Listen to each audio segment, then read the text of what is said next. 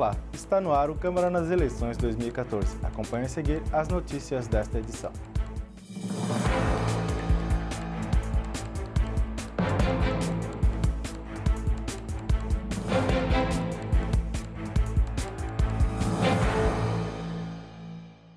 Para as eleições de outubro, o Tribunal Regional Eleitoral de Santa Catarina apresentará duas inovações: a identificação mista de eleitores e uma nova tecnologia para a transmissão de dados dos boletins de urna eletrônico.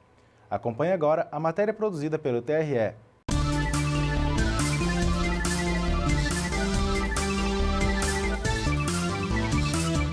No próximo dia 5 de outubro, a Justiça Eleitoral Catarinense vai apresentar duas inovações que devem agilizar as eleições deste ano. A primeira delas é a chamada identificação mista dos eleitores, que será testada entre os eleitores da capital. A ideia é utilizar a identificação biométrica daqueles que já cadastraram as digitais, em vez de deixá-los inativos no cadastro eleitoral até a implantação obrigatória da biometria em todo o país. O objetivo da votação híbrida, ou a votação por meio da identificação biométrica ou pela identificação convencional, ela visa aumentar o número de eleitores cadastrados com um custo menor. E também vai permitir que a Justiça Eleitoral faça uma campanha estadual a partir das zonas eleitorais, de modo que os eleitores compareçam espontaneamente e não haja a necessidade de revisão. Nós podemos fazer o recadastramento com a presença do eleitor, quando houver a necessidade de um alistamento eleitoral, de uma transferência, de uma revisão de dados, e diminuindo custos, redução de filas, né? E também principalmente permitindo que esse eleitor vote enquanto o município dele passa pelo recadastramento. Por meio da identificação mista, os eleitores de Florianópolis que cadastraram seus dados biométricos até o dia 7 de maio deste ano serão identificados pela digital no dia da votação.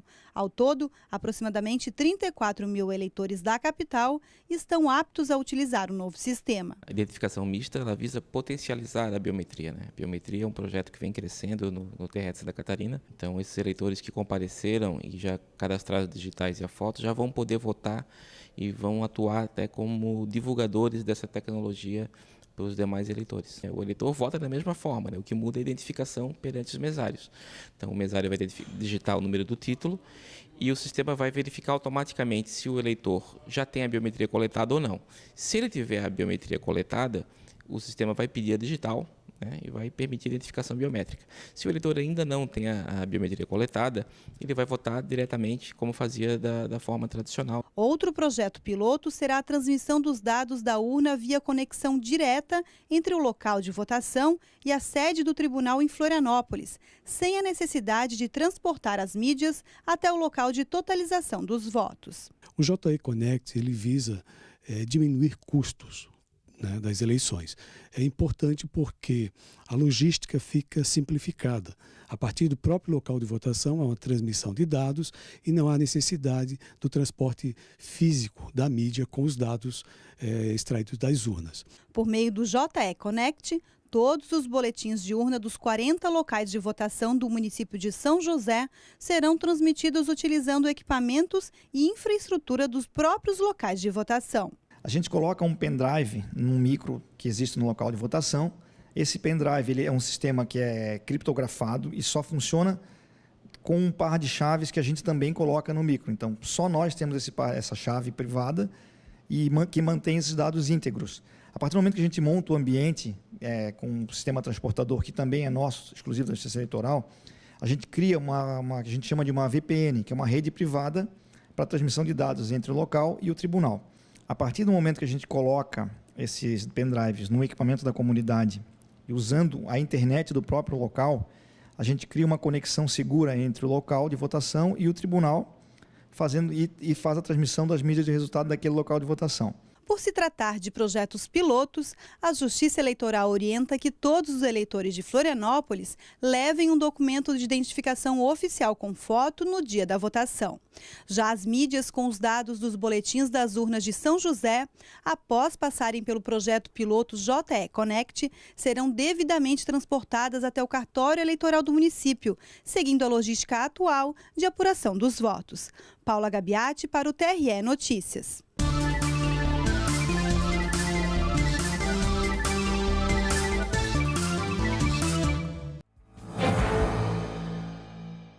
Nesta semana, o TRE de Santa Catarina lançou a campanha Quero Minha Cidade Limpa, com o objetivo de assegurar que nenhum município catarinense sofra com o derrame ilegal de santinhos no dia das eleições. Entre as finalidades da campanha está cumprir a determinação legal que veda a divulgação de qualquer tipo de propaganda eleitoral no dia da eleição e dar destinação ambiental correta às sobras de impressos.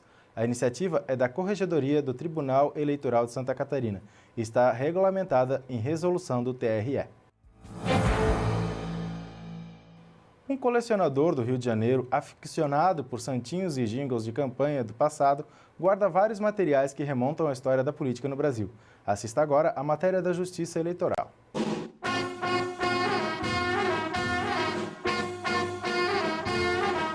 Uma viagem pela história da democracia. Entrar aqui é rever campanhas políticas de várias épocas.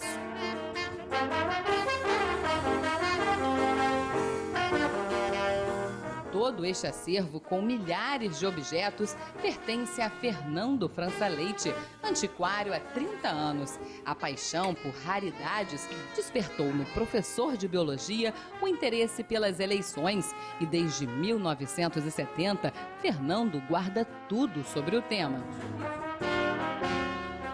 Todos os clientes têm perdido no fundo de uma gaveta alguma coisa ligada à política, alguma coisa que para eles não tem valor, mas passou a ter valor para mim. Tudo fica guardado num quarto na casa do Fernando. Esta foto é uma propaganda política. Os candidatos distribuíam as fotos autografadas em busca de popularidade. Depois vieram os carimbos no dinheiro. As notas de menor valor e maior circulação recebiam as impressões. Ao longo dos anos, muitas estratégias evoluíram, mas algumas existem até hoje. Todo o processo político era feito no entorno das paróquias. Então as pessoas iam na igreja e faziam suas reuniões. Então eles inventaram o quê? Eles pegavam um santinho, um simples santinho de papel, carimbavam o seu nome atrás e davam para as pessoas o santinho. Daí a imagem do santinho que nós estamos encontrando hoje aí. Os brindes, hoje proibidos, também fazem parte da história. Na década de 30, a moda era escolher algum tema para a campanha. Getúlio Vargas queria valorizar a exportação de café e lançou xícaras e até cinzeiros como brindes. 30 anos depois, na década de 60, Jânio Quadros tinha como slogan limpar o país do que chamava de bandalheira e adotou uma vassoura como tema de campanha. Olha só isso! Dentro de uma ampola vinha uma vassourinha, que poderia até ser de prata, era vassouricilina. Foi neste tempo que as campanhas começaram a ficar caras. Os candidatos começaram a vender bônus como esses para arrecadar fundos. Então a pessoa, para ajudar o partido, ajudar o candidato, compravam essas notinhas ou compravam moedas. Um acervo assim é garantia de resgate da memória de parte da nossa história política.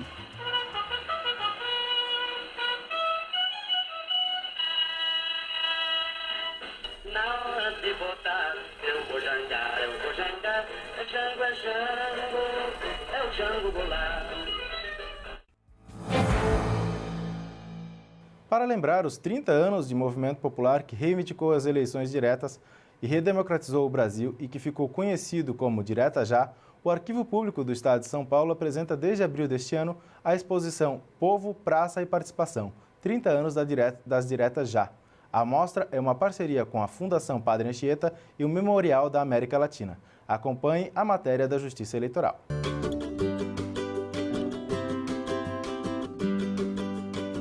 O governo era de João Batista Figueiredo, o último militar a assumir o poder no Brasil. O período era de enfraquecimento do regime. Inflação alta, dívida externa exorbitante e desemprego expunham a crise do sistema. A última eleição direta para presidente havia sido em 1960. A ideia de criar o movimento em prol das eleições diretas foi do senador Teotônio Vilela. A primeira manifestação pública ocorreu em Pernambuco, logo depois em Goiânia, seguida por Curitiba. O amarelo era a cor da campanha. Em 27 de novembro de 1983, o movimento chegou a São Paulo. Uma manifestação foi realizada em frente ao estádio do Pacaembu, na Praça Charles Miller. Agora, o principal evento reuniu 1,5 milhão de pessoas no Vale do Anhangabaú, no dia 25 de janeiro de 1984, aniversário da cidade.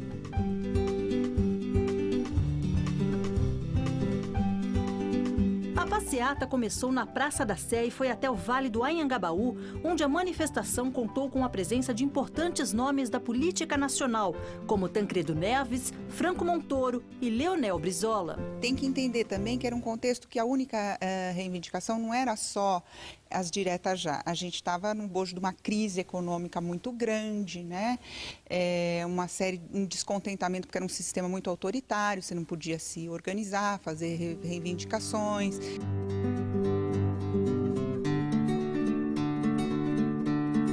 Para levar o visitante de volta a tempos sombrios, a exposição Povo, Praça, Participação, 30 anos das diretas já, traz logo na entrada, em um corredor escuro, os militares que governaram o Brasil entre 1964 e 1985. Mas o foco da mostra são as manifestações que tiveram milhares de brasileiros reunidos em passeatas e comícios e que apoiavam as eleições diretas para presidente da República no Brasil. Realmente eram manifestações que eu nunca vi, daquele tamanho, com aquela radicalidade, nunca vi, né? A exposição foi montada no Arquivo Público do Estado de São Paulo, que fica no bairro de Santana, na zona norte da capital, bem ao lado do terminal rodoviário Tietê.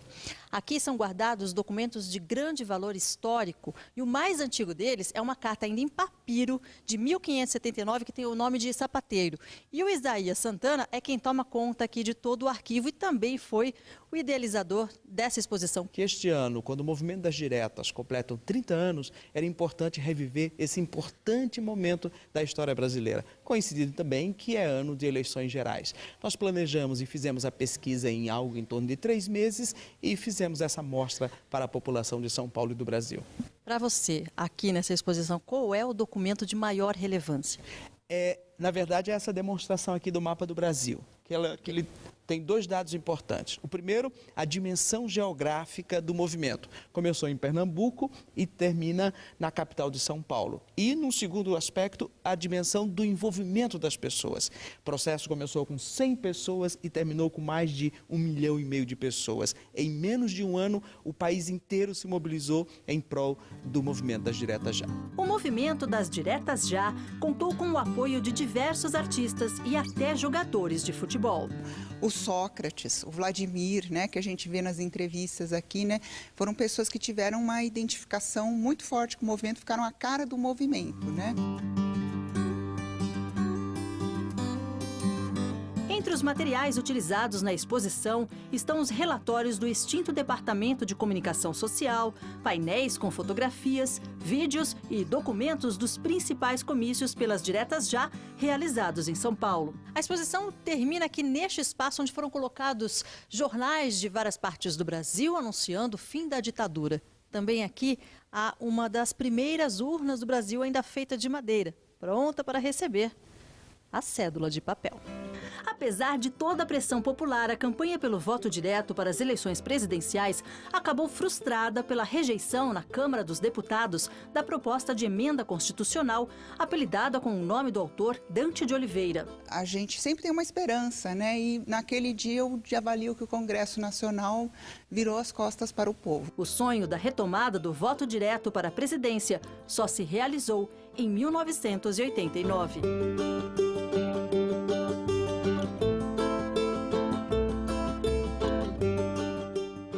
Vamos agora a um breve intervalo e voltamos a seguir com mais informações do programa Câmara nas Eleições 2014.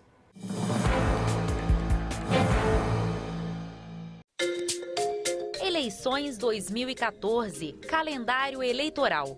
25 de setembro, último dia para o eleitor pedir a segunda via do título dentro do domicílio eleitoral.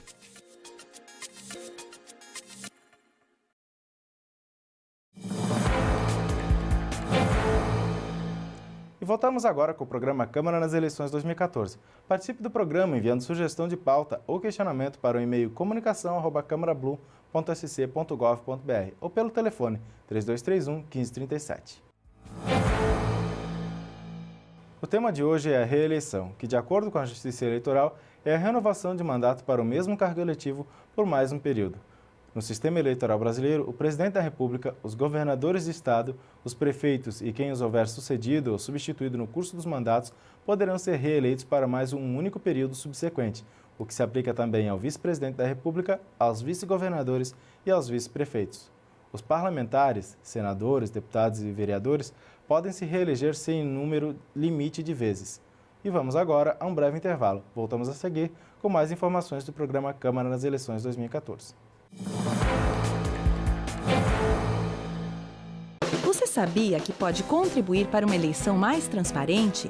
Se você fornecer qualquer produto, serviço ou fizer uma doação para candidato, comitê financeiro ou partido, informe a Justiça Eleitoral. Basta acessar o site do TRE de Santa Catarina e fornecer as informações. Com isso, você ajuda na fiscalização das contas de campanha. A sociedade agradece. Sou cidadão, digo não à corrupção. Uma campanha da Justiça Eleitoral de Santa Catarina.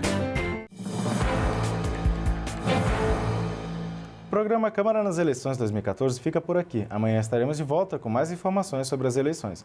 Você pode acompanhar todas as notícias do Poder Legislativo de Blumenau pelas redes sociais e pelo site da Câmara que aparecem aí no seu vídeo. Lembrando que logo mais, ao 12h30, a TV Legislativa transmite o TVL Notícias, com informações atualizadas dos nossos parlamentares. Acompanhe agora os destaques do TVL Notícias. Parlamentares aprovaram 21 requerimentos na sessão ordinária desta terça-feira. Personalidades do turismo foram homenageadas pela Câmara com a comenda Carlos Curtis Adrosni. Moradores pedem construção de galeria em Rua do Bairro da Velha. Isso e muito mais ao 12h30. Um ótimo dia para você e até amanhã.